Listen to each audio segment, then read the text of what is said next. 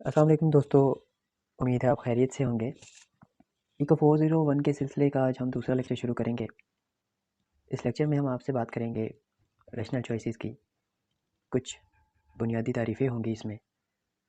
इसके अलावा बात होगी आपसे how consumer make optimal choice. Optimal choice क्या होती है ये भी मैं आपको बताऊंगा। How producers make optimal choice. उसके अलावा सबसे अहम कंसेप्ट की बात होगी पीपीएफ की। इन कंसेप्ट की गहराई में कूदने से पहले मेरी आपसे दरख्वास्त है कि चैनल को सब्सक्राइब कर दें ताकि अगले लेक्चर्स की वीडियोस भी आपको टाइम टू टाइम मिलती रहे। शुरू करते हैं अपना लेक्चर नंबर 2। इसमें जो सबसे पहला हमारे पास कंसेप्ट है वो है रैशनल चॉइस। लफ्ज़ रैशनल का मतलब होता है सोचना समझना, और रैशनल चॉइस का मतलब ये होगा सोच समझ कर फैसला करना। जब हम सोच समझ कर फैसला करते हैं तो जो हमारे इमोशंस होते हैं हम उसको कंसीडर नहीं करते। यानी अगर मैंने कोई चीज़ ख़रीदनी है तो उसके बारे में मैं सोचूंगा समझूंगा, कॉस्ट बेनिफिट एनालिसिस करूंगा। कॉस्ट बेनिफिट एनालिसिस से ये मुराद है कि अगर मिसाल के तौर पे मैंने कोई वॉशिंग मशीन लेनी है तो मैं पहले सोचूंगा कि हाँ, जो वॉशिंग मशीन है मैं ले रहा हूँ 10,000 की है, और जो कपड़े धोने हैं मैंने 2 जोड़ी उसमें कपड़े धोने हैं महीने बाद, तो क्या ये रैशनल डिसीजन होगा? नहीं होगा। तो इस तरह ये एक मिसाल थी। और रैशनल चॉइस में आप इमोशंस को एक तरफ रख देते हैं, मतलब इमोशंस उसमें कंसीडर नहीं करते। कॉस्ट बेनिफिट एनालिसिस हमें ये बताता है कि कोई भी चीज़ मैं उस वक्त तक ख़रीदता रहूँगा या कंज्यूम करता रहूँगा जब तक उसका जो बेनिफिट है वो ज़्यादा होगा और जो कीमत मुझे देनी पड़ रही है वो कम होगी। जब बात इससे मुखालिफ हो जाएगी, यानी कीमत जो देनी पड़ रही होगी वो ज़्यादा होगी और जो फ़ायदा होगा वो कम होगा, तो कोई भी समझदार शख्स इस फैसले को तर्क कर देगा और वो चीज़ कंज्यूम करना ख़त्म कर देगा। तो ये सादा सी कॉस्ट बेनिफिट एनालिसिस है। आप अपनी रोज़मर्रा ज़िंदगी में भी ऐसे ही करते हैं। जो चीज़ से आपको फ़ायदा ज़्यादा हो रहा है और उसकी कीमत कम देनी पड़ रही है तो आप उसे कंज्यूम करते हैं। ठीक है, ये है कॉस्ट बेनिफिट एनालिसिस और यही रैशनल चॉइस कहलाती है। कॉस्ट बेनिफिट एनालिसिस करना ही रैशनल चॉइस कहलाता है। एमसीक्यूज़ के हवाले से कुछ मैंने ये हाईलाइट किए हैं। By efficient it is mean that humans are utility maximiser. MCQs में बहुत बार पूछा गया है कि हु आर यूटिलिटी मैक्सिमाइज़र, तो ह्यूमंस आर यूटिलिटी मैक्सिमाइज़र। और बस यही है कि जो जैसे मैंने बताया कि रैशनल चॉइस जो होती है किसी भी शख्स की वो कॉस्ट बेनिफिट एनालिसिस पर मुश्तमिल होती है। और ये है rational choice is also optimal choice. Optimal choice से मुराद यही है कि फ़ायदा ज़्यादा से ज़्यादा हासिल हो, मैक्सिमम फ़ायदा हो और जो कीमत देनी पड़े वो कम से कम हो। ये ऑप्टिमल चॉइस है। Optimum means producing best possible results, also called optimal. वही बात है कि ज़्यादा से ज़्यादा फ़ायदा हासिल करना, ये ऑप्टिमम कहलाता है। ऑप्टिमम का मतलब यही होता है कि maximum. Equity in economics means a situation in which everything is treated fairly और इक्वली। इसमें कोई ख़ास बात नहीं है। Nepotism mean doing unfair favours to near ones when in power. Nepotism का ये है कि अगर कोई भी अथॉरिटी में है तो जो अपने रिश्तेदार हैं उनको फेवर दी जाए, उनको तरजीह दी जाए, उनको रियायत दी जाए, तो ये नेपोटिज्म कहलाता है। अपने जो करीबी वन हो गए, दोस्त हो गए, तो ये है नेपोटिज्म। रैशनल चॉइस हम पहले पढ़ चुके हैं कि किसी किस्म की इमोशंस नहीं होते, बाकायदा सोच समझ कर जो फ़ैसला किया जाए और ये फ़ैसला कॉस्ट बेनिफिट एनालिसिस के ज़रिए से किया जाता है। ये है रैशनल चॉइस। उसके बाद है बार्टर ट्रेड। बार्टर ट्रेड में ये होता है कि ये इसमें कीमत नहीं दी जाती, दरअसल चीज़ के बदले चीज़ एक्सचेंज की जाती है। जैसे पहले होता था, अगर कोई शख्स जूते बना रहा है तो वो शर्ट बनाने वालों के साथ या पैंट बनाने वालों के साथ एक्सचेंज कर देता था, मतलब जूते दे देता था क्योंकि उसके पास जूते वफ़र होते थे, क्योंकि वो बना रहा है, और दूसरे से पैंट ले लेता। इस तरह से ये जो ट्रेड होती थी ये बार्टर ट्रेड कहलाती है। इसमें पैसे नहीं लेन देन होते थे, चीज़ के बदले चीज़। How consumer decide about optimal choice. Optimal choice का नाम सुन के परेशान नहीं होना। ऑप्टिमल चॉइस को मैं रिप्लेस कर सकता हूँ मैक्सिमम बेनिफिट के साथ। ठीक है, ऑप्टिमल चॉइस का मतलब होता है कि मैक्सिमम बेनिफिट कैसे हासिल किया जाए। अब इसने एक मिसाल भी दी है कि, और ये कहता है कि एक शख्स है, उसको लाहौर में अगर जॉब दी जाए, 15,000 रुपये सैलरी है और उसका आने जाने का खर्चा होता है 1,000 रुपये, तो उसको 14,000 बच गया। और वही अगर उसको जॉब ऑफर की जाए 20,000 रुपये बाला में, और आने जाने का खर्चा हो गया 7,000 रुपये या 10,000, बाकी उससे कितना बचा, 13,000 या 10,000। तो कोई भी समझदार शख्स अ, ये फैसला कर सकता है कि नहीं, मैं गुजरांवाला जॉब क्यों करूँ, मैं लाहौर जॉब करूँगा क्योंकि मुझे यहाँ पैसा ज़्यादा मिलता है, यहाँ पैसा ज़्यादा बचता है। ठीक है, तो ये कॉस्ट बेनिफिट एनालिसिस है। हम रोज़मर्रा की ज़िंदगी में ये काम कर रहे होते हैं। How producers decide about optimal choice. अब प्रोड्यूसर्स ज़्यादा से ज़्यादा फ़ायदा कैसे हासिल कर सकते हैं। प्रोड्यूसर्स होते हैं चीज़ को प्रोड्यूस करने वाले, टीवी बनाने वाली फैक्ट्री या जो इंडस्ट्रीज़ हैं, लैपटॉप वाली, वट तो प्रोड्यूसर्स ये होते हैं। अब ये भी कॉस्ट बेनिफिट एनालिसिस के ज़रिए से करते हैं। अब इनकी कॉस्ट क्या होती है प्रोड्यूसर्स की? सबसे पहले तो इन्हें लेबर रखनी होती है किसी भी काम के लिए, और जब ये लेबर रखते हैं तो उसकी पेमेंट करनी होती है। उसके अलावा रॉ मटेरियल से मुराद वो चीज़ें हैं जो कि किसी भी चीज़ को बनाने के लिए चाहिए। जैसे कार बनाने के लिए लोहा चाहिए, रबड़ चाहिए टायर बनाने के लिए, तो ये रॉ मटेरियल होता है, उसकी कीमत अदा करनी पड़ेगी। और additional parts and components that have to be bought, और उसके अलावा कुछ कंपोनेंट्स की कीमतें भी अदा करनी पड़ेगी। बहुत सी इंडस्ट्रीज़ होती है जो कि रेंट भी दे रही होती है जिस जगह पे वो काम कर रहे होते हैं, तो ये उनकी कॉस्ट है। अब उसका बेनिफिट क्या होगा उन्हें? बेनिफिट इनका ये होगा कि जो उससे जो चीज़ बनेगी, मतलब अगर कार बनानी है तो कार जो बन जाएगी, कार के फ़रोख्त होने से जो पैसा मिलेगा वो उसका बेनिफिट होगा। तो कोई भी शख्स है, वो चाहे कंज्यूमर है या प्रोड्यूसर है, कॉस्ट बेनिफिट एनालिसिस के ज़रिए से ऑप्टिमल चॉइस का मतलब है मैक्सिमम फ़ायदा हासिल कर सकता है कॉस्ट बेनिफिट एनालिसिस के ज़रिए। उसके बाद है अपॉर्चुनिटी कॉस्ट। अपॉर्चुनिटी कॉस्ट इंतहाई अहम डेफिनेशन है, और 2-3 नंबर का ये सवाल भी आ सकता है, तो इसको थोड़ा तवज्जो से सुनिएगा। अपॉर्चुनिटी कॉस्ट ये है कि आप एक चीज़ सेलेक्ट कर सकते हैं जबकि दूसरी आपको अनसेलेक्ट करनी पड़ेगी। मतलब एक चीज़ आप ले सकते हैं जबकि दूसरी आपको कुर्बान करनी पड़ेगी। मिसाल आपको मैं दूँ, इंशाल्लाह समझ आएगी। आप घर पे बैठकर मूवी देख लें या शॉपिंग पे चले जाएँ। अब ये आप पर है कि आपने अगर शॉपिंग करनी है तो जो मूवी देखनी है वो चली जाएगी, मूवी नहीं देख सकेंगे आप।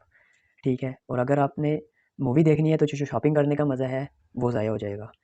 अब ये देखिए, ये आप पर डिपेंड करता है, आप यहाँ पर भी आप कॉस्ट बेनिफिट एनालिसिस करेंगे कि मूवी देखने का ज़्यादा मज़ा है या शॉपिंग करने का ज़्यादा मज़ा है। तो जहाँ पर आपको ज़्यादा मज़ा आएगा शॉपिंग करने का है तो आप शॉपिंग पे चले जाएँ, लेकिन मूवी का जो मज़ा है वो फिर चला जाएगा, वो कुर्बान करना पड़ेगा। तो ये अपॉर्च्युनिटी कॉस्ट है, मतलब एक चीज़ पिक की और दूसरी अनपिक की, तो ये है अपॉर्च्युनिटी कॉस्ट। और यहाँ पर मैंने आपको कॉस्ट बेनिफिट भी दोबारा से बता दिया।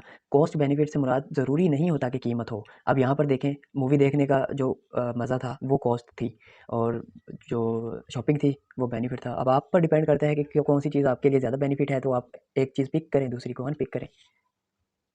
उसके बाद है marginal cost and marginal benefit. Marginal जैसे लफ्ज़ से ज़ाहिर है कि मार्जिन से निकला है। मिसाल दूँ, 5 और 10 के दरमियान मार्जिन कितना है?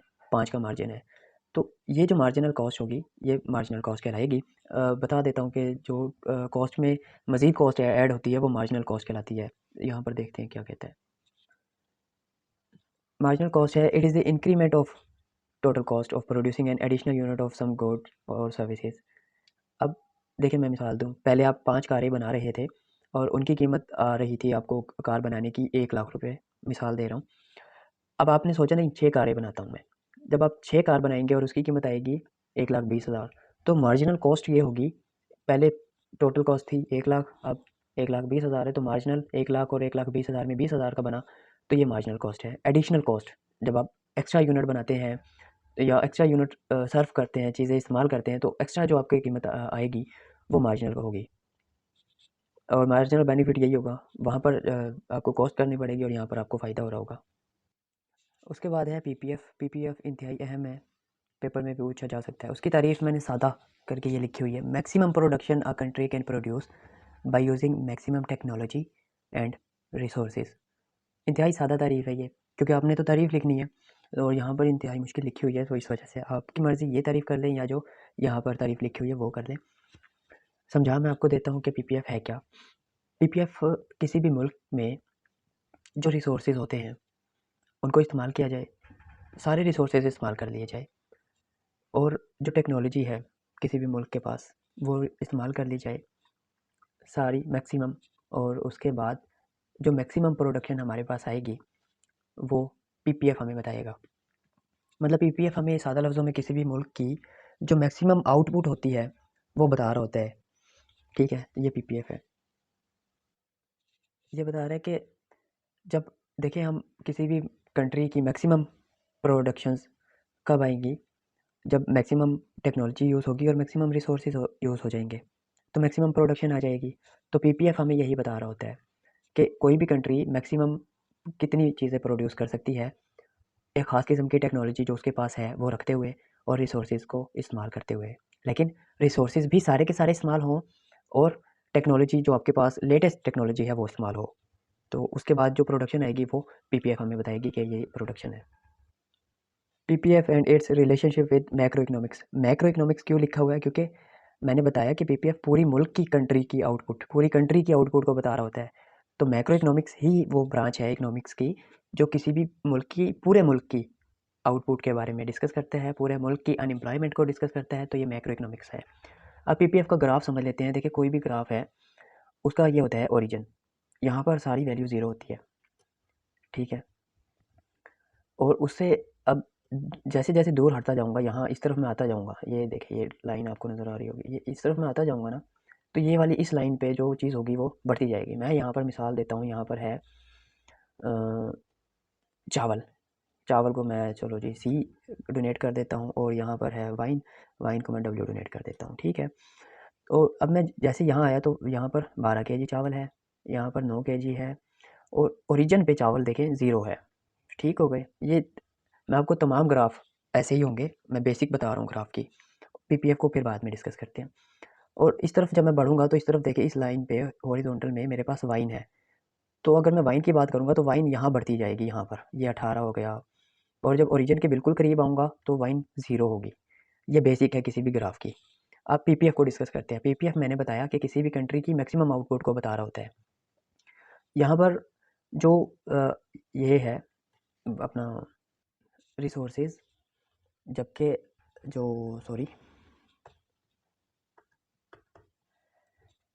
जबकि ये जो एक्सिस है इस पे है आउटपुट, ठीक है। और यहाँ पर ये जो 15 है ये बता रहा है कि किसी भी मुल्क, मिसाल के तौर पे पाकिस्तान है, पाकिस्तान के पास जो टेक्नोलॉजी और रिसोर्सेज है उनका जो सम है वो 15 है।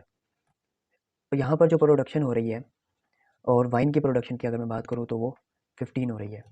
अब मैंने बताया कि ये मैक्सिमम रिसोर्सेज है। अब अगर मैं टेक्नोलॉजी में एडवांसमेंट लाता हूँ तो ये पीपीएफ की जो कर्व है ये बाहर आ जाएगी, यहाँ पे बी के पास आ जाएगी। जब टेक्नोलॉजी एडवांसमेंट होगी तो जो प्रोडक्शन है मेरी वो भी बढ़ जाएगी, वो यहाँ आ जाएगी, 18 हो जाएगी, 18 हो जाए, 20 हो जाए, 22 हो जाए, जिस कदर टेक्नोलॉजी में इम्प्रूवमेंट होगी। तो बी पॉइंट जो बता रहा है ये मुझे बता रहा है कि जब मैं टेक्नोलॉजिकल इम्प्रूवमेंट लेकर आऊँगा तब ये प्रोडक्शन हासिल हो सकती है, जो कि इंतहाई मुश्किल है, मतलब अनअटेनेबल है।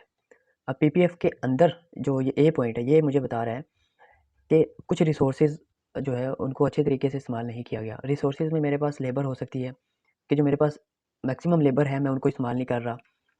रिसोर्सेज में मेरे पास जो रॉ मटेरियल है वो हो सकता है कि ज़मीन से जो जैसे सुई गैस है वो मैं सही तरीके से इस्तेमाल नहीं कर रहा, वो मैं सही निकाल नहीं रहा जो मेरे ज़मीन में सुई गैस मौजूद है। तो ये रिसोर्सेज अंडर एम्प्लॉयमेंट के बारे में बताता है ए पॉइंट, क्योंकि रिसोर्सेज ज़्यादा इस्तेमाल नहीं हो सके। जबकि बी पॉइंट हमें ये बताता है कि अगर मैं टेक्नोलॉजिकली इंप्रूवमेंट लेके आऊँगा तो मैं प्रोडक्शन इंक्रीज़ कर सकता हूँ, ठीक है। और जो पीपीएफ है ये बता रहा है कि टोटल प्रोडक्शन है कितनी। उम्मीद है आपको समझ आ गई होगा पीपीएफ। अगर फिर भी ना समझ आया हो तो कमेंट आप मुझे कर दीजिएगा, मैं मज़ीद इसकी वजाहत दे दूँगा। अच्छा ये वजाहत दे दूँ, ये सी और जो डब्ल्यू मैंने लिखा था ये सिर्फ़ आपको ग्राफ की, जैसे मैंने बेसिक आपको बताई थी, तो वो बताने के लिए बताया था कि यहाँ पर चावल की मिकदार बढ़ रही है और यहाँ पर वाइन की मिकदार बढ़ रही है, ठीक है। जबकि पीपीएफ की अगर मैं बात करूँ तो पीपीएफ में ऐसा नहीं है। पीपीएफ में टोटल रिसोर्सेज है मेरे पास, और जो ये है यहाँ पर आउटपुट है। पीपीएफ की वजाहत मैंने दे ली। फिर भी एमसीक्यूज़ के हवाले से मैं बता दूँ, points within PPF are inefficient. Inefficient mean that it is not to be using all available resources. वही मैंने बताया कि जो रिसोर्सेज है उसके पास, किसी भी कंट्री के पास, वो सारे के सारे इस्तेमाल नहीं कर रहा। तो पीपीएफ जो कर्व है उससे अंदर जो पॉइंट होगा वो ये बताएगा, और उससे बाहर जो पॉइंट होगा वो अनअटेनेबल है, क्योंकि टेक्नोलॉजिकल इंप्रूवमेंट इतनी जल्दी मुमकिन नहीं है। उसके बाद है इकोनॉमिक ग्रोथ। इकोनॉमिक ग्रोथ से मुराद ये है कि किसी भी कंट्री की आउटपुट जो है वो बढ़ जाए। आउटपुट किसी भी कंट्री की कब बढ़ सकती है, यहाँ पर एक टर्म यूज़ हुई है लॉन्ग रन की। लॉन्ग रन से मुराद मैं आपको बताऊँ कि ऐसा है कि मैंने 4 रिसोर्सेज फैक्टर्स पढ़े थे, factors of production, land, labour, capital और एंटरप्रेन्योरशिप। लॉन्ग रन में ये चारों के चारों फैक्टर्स तब्दील हो जाते हैं। ये है लॉन्ग रन, ठीक है। तब्दील हो जाते हैं, इससे मुराद ये है कि लेबर जो है वो उसकी बढ़ जाती है, और उसकी जो कारकर्दगी है लेबर की वो भी बढ़ जाती है, और लेबर की जो मिकदार है वो भी बढ़ जाती है। जब इस तरह से होगा, और जो और फैक्टर था, लैंड थी जैसे ज़मीन, तो किसी और मुल्क पे कब्ज़ा कर लेना, समझ आ रही है। तो इन चीज़ों की वजह से ये लॉन्ग रन होगा, ये सारे के सारे फैक्टर चेंज हो जाते हैं लॉन्ग रन में, ठीक है। लॉन्ग रन में ही किसी भी कंट्री की ग्रोथ बढ़ेगी, जबकि शॉर्ट रन में नहीं बढ़ सकती। और यहाँ पर जीडीपी को मैंने थोड़ा सा ज़्यादा हाईलाइट किया है, उसका वजह ये है कि किसी भी कंट्री की जो टोटल आउटपुट होती है वो जीडीपी में मेजर की जाती है, जबकि पीपीएफ हमें आउटपुट बताता है, ठीक है। मेजर किस चीज़ में की जाती है, जीडीपी में की जाती है। पीपीएफ हमें किसी भी कंट्री की मैक्सिमम आउटपुट बताता है। तो ये थी आज की वीडियो। अगर ये वीडियो आपको पसंद आई है तो लाइक तो बनता है, चैनल को सब्सक्राइब करें ताकि अगले लेक्चर की वीडियो भी मिल सके। मिलते हैं अगले लेक्चर में, तब तक अल्लाह हाफिज़।